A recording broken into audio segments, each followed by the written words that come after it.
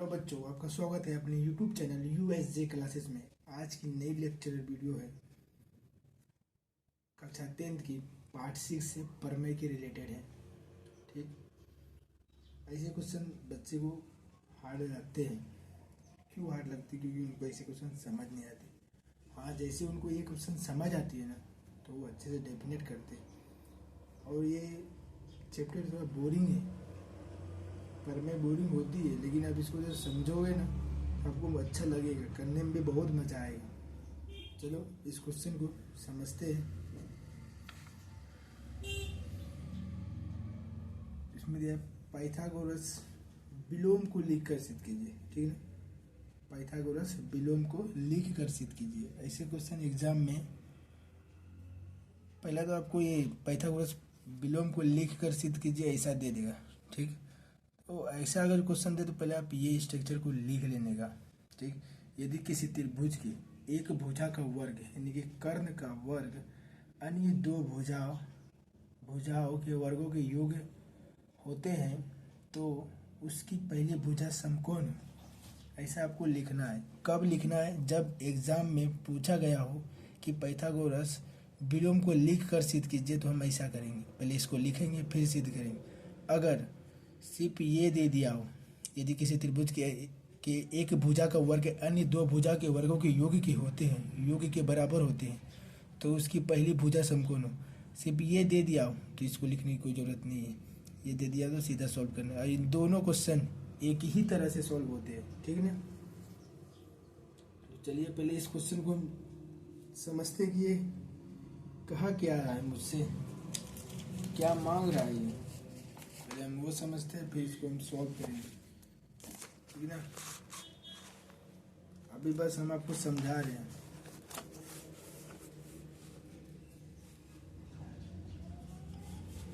क्या बोला? यदि किसी त्रिभुज के एक भुजा का वर्ग, कोई एक त्रिभुज ले लो, समकोण त्रिभुज होना चाहिए। ठीक है ना? समकोण त्रिभुज ले लिए। ठीक है ना? एक समकोण त्रिभुज लिए, इसको माना ए, इसको बी और इसको मान लिया हमने सी। ठीक है ना?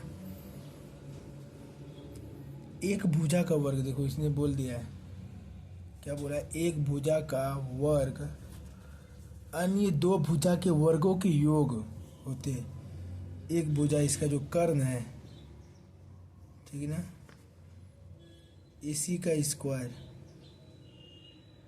बराबर अन्य दो भुजा क्या बचा? ए बी और बी सी बचा। तो क्या लिख देंगे? ए बी के स्क्वायर प्लस बी सी का स्क्वायर। ठीक ना?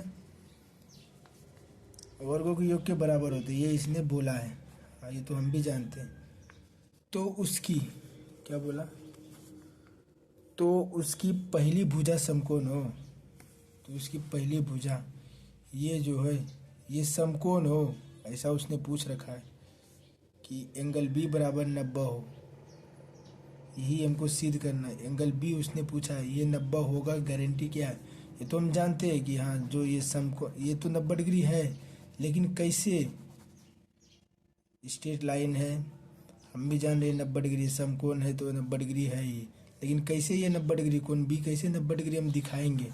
यही क्वेश्चन लॉजिक है। तो हम उसको 90 डिग्री सिद्ध कैसे करेंगे? तो चलिए हम जानते हैं उसको।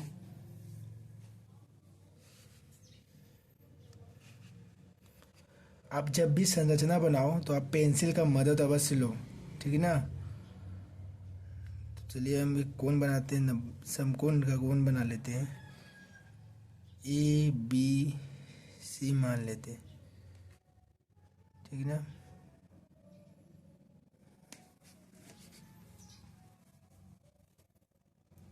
दिया है, पहले हम जो भी लिखते हैं सिद्ध करने में दिया है लिख लेते। दिया क्या है? त्रिभुज ए बी सी है, ए बी सी है, और क्या बोला है कि ए सी का स्क्वायर बराबर है किसके? ए बी का स्क्वायर प्लस बी सी का स्क्वायर। और हमको सिद्ध क्या करना है वो भी लिख लेते हैं। सिद्ध करना है, सिद्ध करना है कि कोण बी बराबर 90 है, ऐसा हमको सिद्ध करना है। ठीक है ना। तो सिद्ध करने वाले क्वेश्चन में हमने पहले भी आपको बताया था कि रचना बहुत मायने रखता है। तो रचना करते हैं। रचना क्या रचना करते हैं कि ए बी और बी सी, ए बी और बी सी के बराबर ही हम कोई एक अन्य भुजा खींचते हैं। ठीक है ना। ए बी के बराबर, ए बी के बराबर समझो हमने इसको ले लिया पी और क्यू ले लिया। ठीक है ना।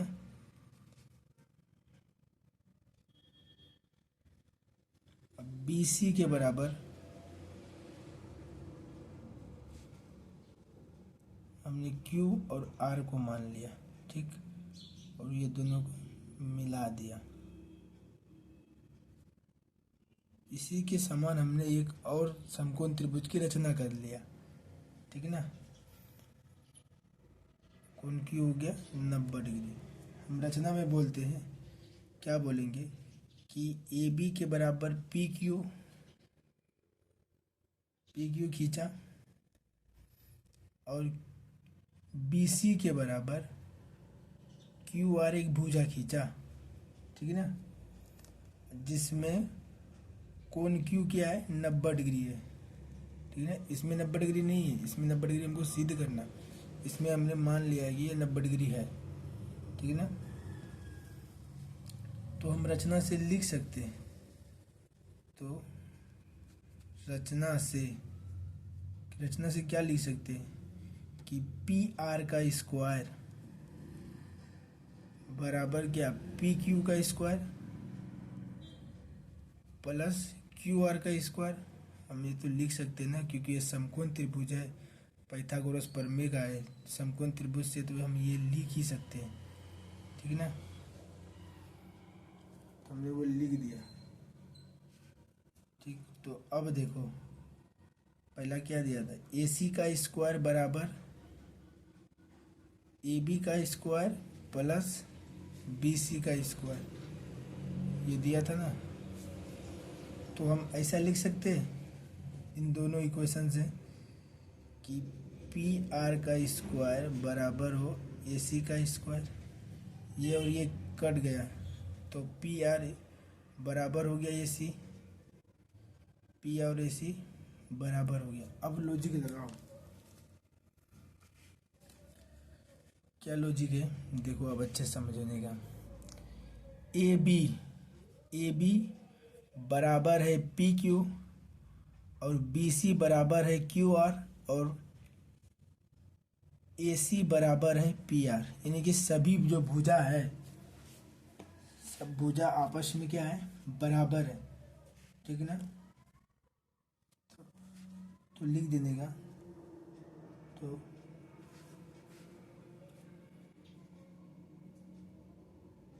त्रिभुज ए बी सी सर्वगांसम है त्रिभुज पी क्यू आर। कैसे,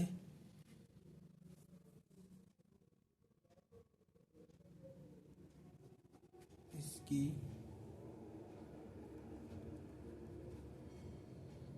सभी भुजा बराबर है। ठीक ना। तो अब अगर जो 9th में पढ़े होंगे कि अगर जो त्रिभुज सर्वगांसम है, त्रिभुज सर्वांगसम है तो इसकी संगत भुजा बराबर होती है। तो हम लिख सकते हैं, लिख देने का, हम जानते हैं कि यदि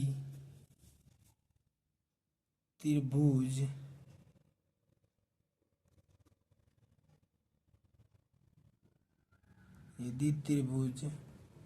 सर्वांगसम हो तो उसकी संगत भुजा बराबर होती है, बराबर होती है, ठीक ना। अब ये बात लिख देने का, तो हम लिख सकते हैं ना, एंगल ए बराबर एंगल पी, एंगल ए बराबर एंगल पी, एंगल पी बराबर एंगल क्यू, और एंगल सी बराबर एंगल आर। हम लिख सकते हैं एंगल बी बराबर एंगल क्यू, एंगल सी बराबर एंगल आर। तो अब लॉजिक लगाओ कि एंगल बी और एंगल क्यू बराबर है, एंगल बी बराबर एंगल क्यू बराबर 90 डिग्री, क्योंकि ये दोनों बराबर है तो एंगल क्यू 90 डिग्री है तो एंगल बी भी 90 डिग्री हो ही जाएगा। लॉजिक सी बात है, ये दोनों आपस में बराबर है, याद रखो ये दोनों आपस में बराबर है, और एंगल क्यू क्या है 90 डिग्री है तो एंगल बी भी है कि 90 डिग्री हो ही जाएगा, ठीक है ना। तो लिख देने का एंगल बी बराबर 90 डिग्री, सिद्ध वाह। बस इतना सी क्वेश्चन थी विलोम का। आप इस क्वेश्चन को ना 2 से 3 बार करो, तब आपको अच्छे से समझ आएगा, ठीक है ना। आप ऐसे क्वेश्चन सोचोगे देख के मैं सीधा बनाना चालू कर दूँ, तो ऐसे क्वेश्चन बच्चे को डायरेक्ट बनाने में दिक्कत आती है। अभी हमारी जो आपकी एज है, आपकी जो एज है सीखने का है, ठीक है ना। अभी कोई इक्वेशन बनाने का नहीं, ना सॉल्व करने का आपकी एज है, ठीक है ना। अभी आपको जितना हो सके उतना सीखना है, उतना क्वेश्चन की प्रैक्टिस करनी है। जितना सीखोगे उतना बेटर रहेगा आपके लिए। ऐसे क्वेश्चन को आप 2 से 3 बार अवश्य करो। करने से क्या होगा, आपको पता चलेगा कि ये क्वेश्चन कह क्या रहा था हमसे, ठीक है ना। और पाइथागोरस का विलोम क्या है, ये सारी बात आपको पता चलेगी। बस टीचर का क्या काम है कि आपको क्वेश्चन कैसे बनता है, टीचर की वही है कि आपको दिखा दे, आपको समझा दे कि ऐसे बनते हैं, ठीक। ऐसे क्वेश्चन बहुत सारे नियमों से बनते हैं, 2-3 नियम से बनते हैं, लेकिन ये नियम मुझे इजी लगा इसलिए हमने आपको बताया। कुछ नहीं करने का, क्या करने का, आप पहले एक बार फिर से आप रिविजन कर लो। ABC एक त्रिभुज लेने का, ठीक। उसमें AC का स्क्वायर बराबर है BC, AB और BC का स्क्वायर, ऐसा कर देने का।